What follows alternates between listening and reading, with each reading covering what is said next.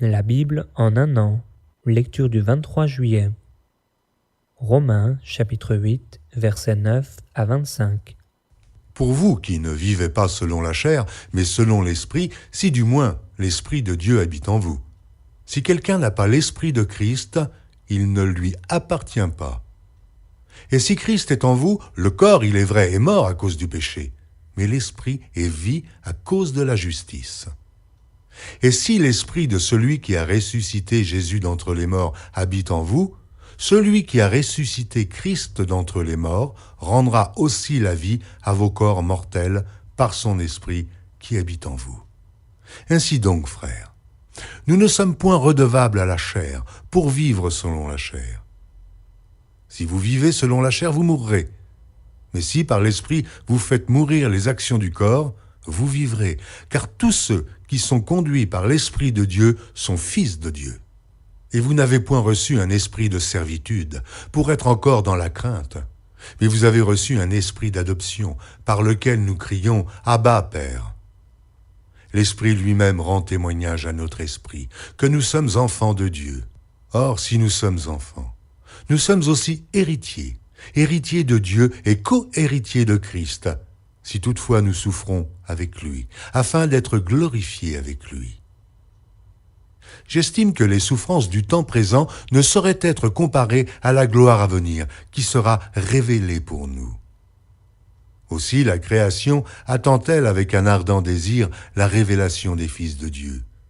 Car la création a été soumise à la vanité, non de son gré, mais à cause de celui qui l'y a soumise, avec l'espérance qu'elle aussi sera affranchie de la servitude, de la corruption, pour avoir part à la liberté de la gloire des enfants de Dieu.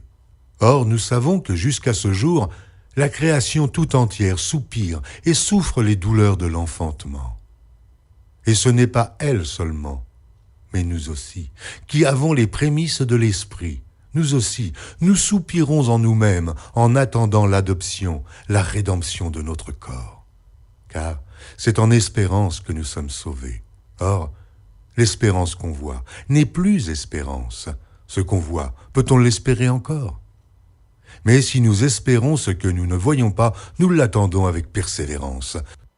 2 Chroniques, chapitre 8, versets 11 à 18. Salomon fit monter la fille de Pharaon de la cité de David dans la maison qu'il lui avait bâtie, car il dit « Ma femme n'habitera pas dans la maison de David, roi d'Israël, parce que les lieux où est entrée l'arche de l'Éternel sont saints. » Alors Salomon offrit des holocaustes à l'Éternel sur l'autel de l'Éternel, qu'il avait construit devant le portique. Il offrait ce qui était prescrit par Moïse pour chaque jour, pour les sabbats, pour les nouvelles lunes et pour les fêtes, 3 fois l'année, à la fête des pains sans levain, à la fête des semaines et à la fête des tabernacles.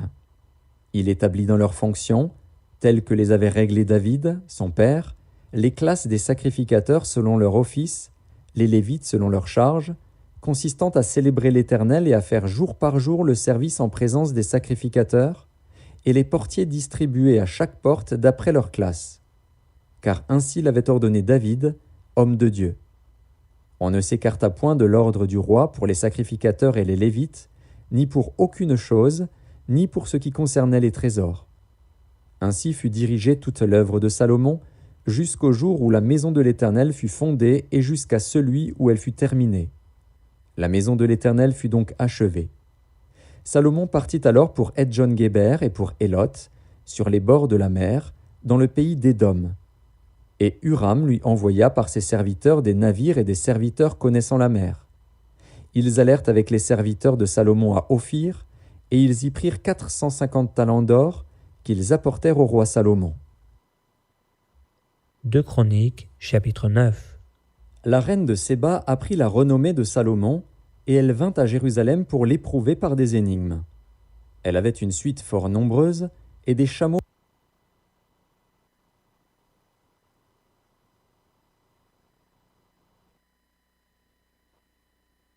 portant des aromates, de l'or en grande quantité et des pierres précieuses.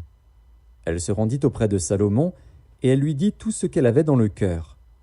Salomon répondit à toutes ces questions, et il n'y eut rien que Salomon ne sût lui expliquer. La reine de Séba vit la sagesse de Salomon et la maison qu'il avait bâtie, et les mets de sa table, et la demeure de ses serviteurs, et les fonctions et les vêtements de ceux qui le servaient, et ses échansons et leurs vêtements, et les degrés par lesquels on montait à la maison de l'Éternel. Or d'elle-même, elle dit au roi, « C'était donc vrai ce que j'ai appris dans mon pays au sujet de ta position et de ta sagesse. Je ne croyais pas ce qu'on en disait, avant d'être venu et d'avoir vu de mes yeux. Et voici, on ne m'a pas raconté la moitié de la grandeur de ta sagesse. Tu surpasses ce que la renommée m'a fait connaître. Heureux tes gens, heureux tes serviteurs, qui sont continuellement devant toi et qui entendent ta sagesse. Béni soit l'Éternel, ton Dieu, qui t'a accordé la faveur de te placer sur son trône comme roi pour l'Éternel, ton Dieu. C'est parce que ton Dieu aime Israël et veut le faire subsister à toujours qu'il t'a établi roi sur lui pour que tu fasses droit et justice. Elle donna au roi 120 talents d'or, une très grande quantité d'aromates et des pierres précieuses. Il n'y eut plus d'aromates tels que ceux donnés au roi Salomon par la reine de Séba. Les serviteurs de Huram et les serviteurs de Salomon, qui apportèrent de l'or d'Ophir, amenèrent aussi du bois de santal et des pierres précieuses. Le roi fit avec le bois de santal des escaliers pour la maison de l'Éternel et pour la maison du roi, et des harpes et des luttes pour les chantres. On n'en avait pas vu de semblable auparavant dans le pays de Juda. Le roi Salomon donna à la reine de Séba tout ce qu'elle désira, ce qu'elle demanda, plus qu'elle n'avait apporté au roi. Puis elle s'en retourna et alla dans son pays, elle et ses serviteurs.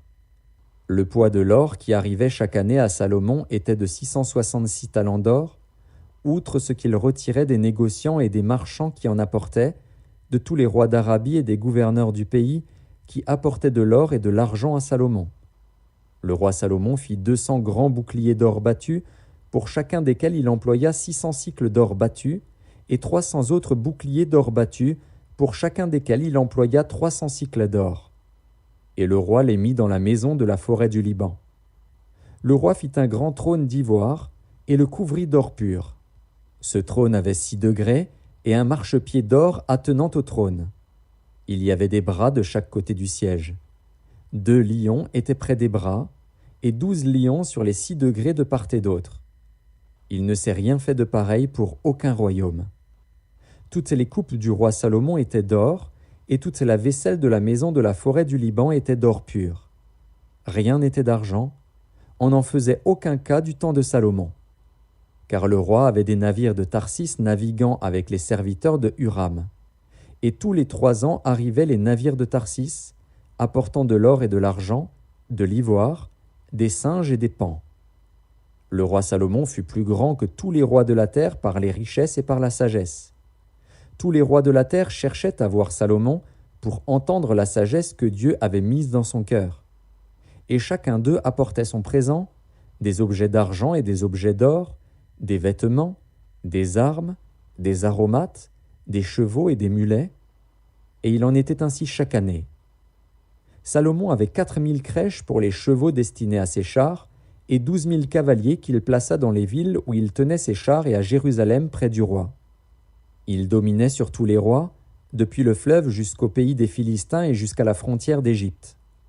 Le roi rendit l'argent aussi commun à Jérusalem que les pierres, et les cèdres aussi nombreux que les sycomores qui croissent dans la plaine. C'était de l'Égypte et de tous les pays que l'on tirait des chevaux pour Salomon. Le reste des actions de Salomon, les premières et les dernières, cela n'est-il pas écrit dans le livre de Nathan, le prophète, dans la prophétie d'Akija de Silo, et dans les révélations de Jéhédo, le prophète sur Jéroboam, fils de Nébat? Salomon régna 40 ans à Jérusalem sur tout Israël. Puis Salomon se coucha avec ses pères, et on l'enterra dans la ville de David, son père.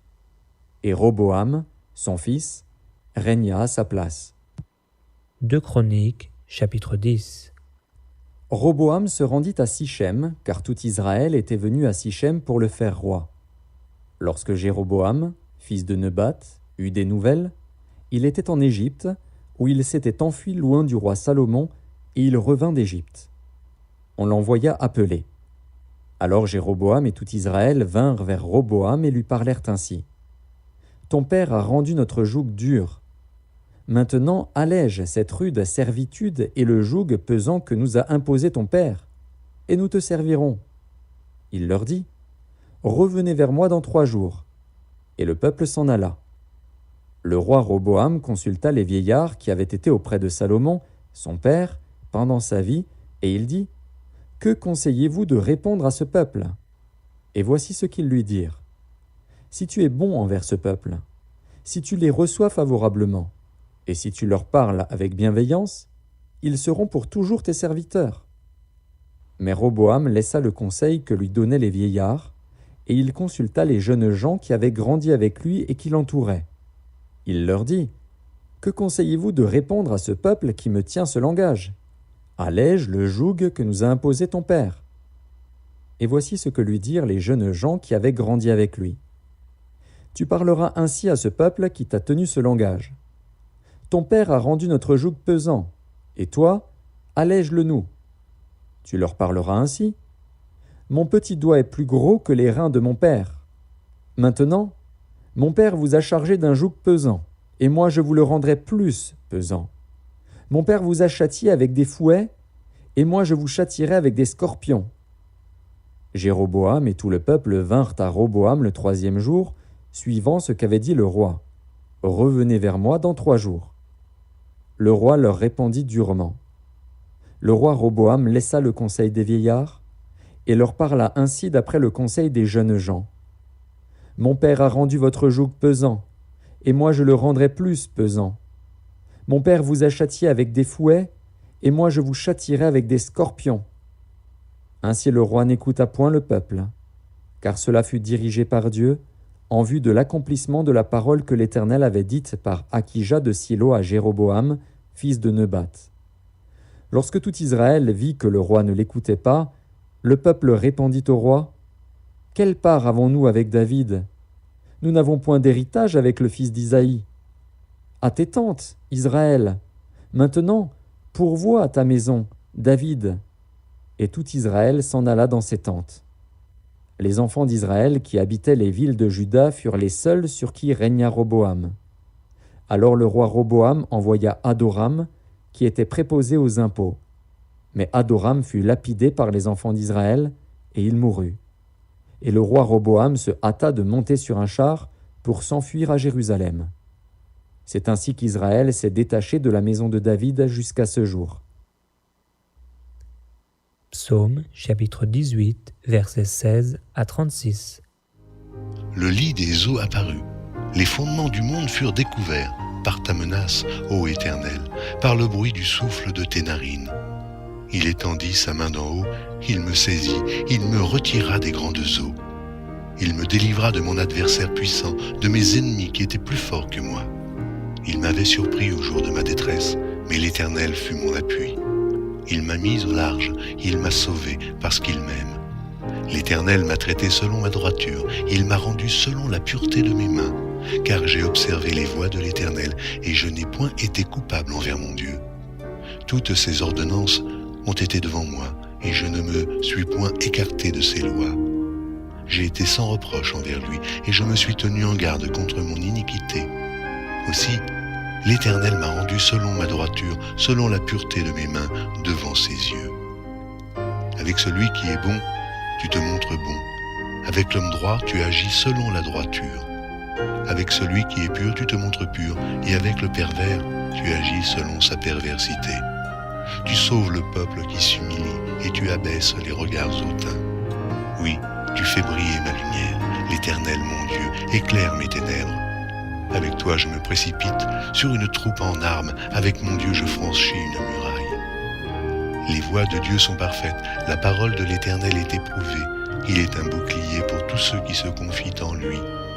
Car qui est Dieu si ce n'est l'Éternel? Et qui est un rocher si ce n'est notre Dieu? C'est Dieu qui me ceint de force et qui me conduit dans la voie droite. Il rend mes pieds semblables à ceux des biches et il me place sur mes lieux élevés. Il exerce mes mains au combat et mes bras tendent l'arc d'airain. Tu me donnes le bouclier de ton salut. Ta droite me soutient et je deviens grand par ta bonté. Proverbes, chapitre 19, verset 26. Celui qui ruine son père et qui met en fuite sa mère est un fils qui fait honte et qui fait rougir.